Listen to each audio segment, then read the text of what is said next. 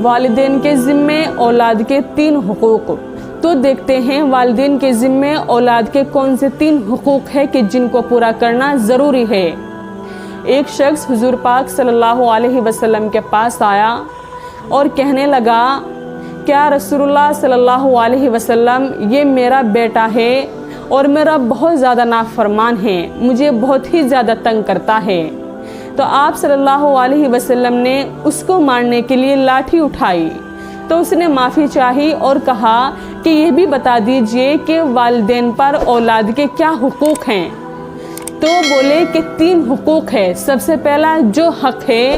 والدین کے اوپر اولاد کا جو حق ہے وہ یہ ہے کہ اپنی اولاد کا اچھا نام رکھے، جس کے معنی اچھے ہوں ایسا نام رکھے، کیونکہ بچے کی زندگی پر نام کا اثر پڑتا ہے۔ پھر دوسرا حق ہے کہ اپنی اولاد کو قرآن کی تعلیم دے، اس کو قرآن کی تعلیمات سکھائے۔ لیکن آج کے ماں باپ بہت ہی زیادہ اپنی اولاد کی طرف سے غافل ہو گئے ہیں اور اپنی اولاد کو نیک بنائے، اس کو نیک دینداری سکھائے، لیکن آج یہ سب کچھ نہیں ہو رہا ہے۔ والدین بھی بہت زیادہ اپنی اولاد کی طرف سے بے پرواہ ہو گئے ہیں اور پھر اولاد بھی اپنے والدین کی طرف سے ایسی ہی ہو گئی ہے۔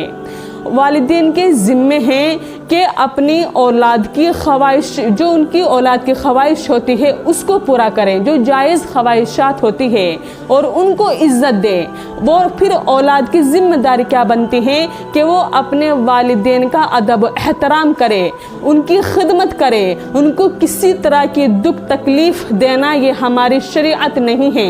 شریعت اس بات کو پسند ہی نہیں کرتی، لیکن آج نہ تو والدین کو کچھ پتہ ہوتا ہے اولاد کے بارے میں اور نہ ہی پھر اولاد کو پتہ ہوتا ہے کہ والدین کیا ہے۔ والدین کو بھی چاہیے کہ وہ قرآن کی تعلیمات کو پڑھے، ہمارے نبی کی زندگی کو پڑھے، تب ان کو پتہ چلے گا، اور اولاد کو چاہیے کہ وہ بھی ہمارے نبی کی زندگی کو پڑھے، شریعت کو پڑھے کہ والدین کیا چیز ہوتی ہے۔ تو اس لیے دونوں کا حق بنتا ہے، والدین کا بھی اور اولاد کا بھی، کہ وہ بھی ہمارے نبی کی زندگی کو پڑھے اور پھر اولاد کیا ہے وہ بھی ہمارے نبی کی زندگی کو پڑھے کہ کس طرح سے اپنے والدین کے ساتھ زندگی بسر کرنی ہے، ان کا کس طرح سے حق ادا کرنا ہے، اور اپنی اولاد کو قرآن کی تعلیمات دو، قرآن کی تعلیمات ان کو حاصل کراؤ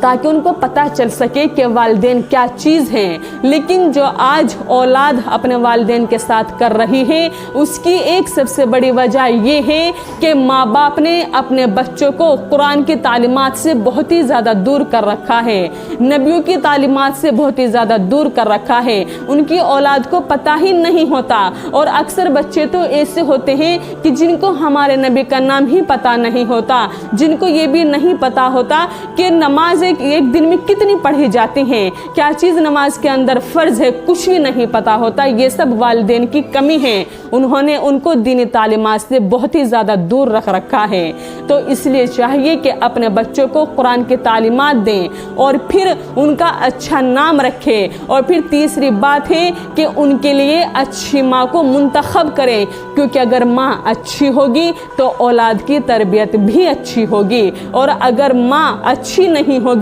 تو پھر وہ اپنی اولاد کی تربیت کس طرح سے اچھے طریقے پر کر پائے گی۔ تو اولاد کی تربیت اچھی ہونے کے لیے ماں کا اچھا ہونا بہت ہی زیادہ ضروری ہے، والدین کا اچھا ہونا بہت ہی زیادہ ضروری ہے۔ وما علینا الا البلاغ۔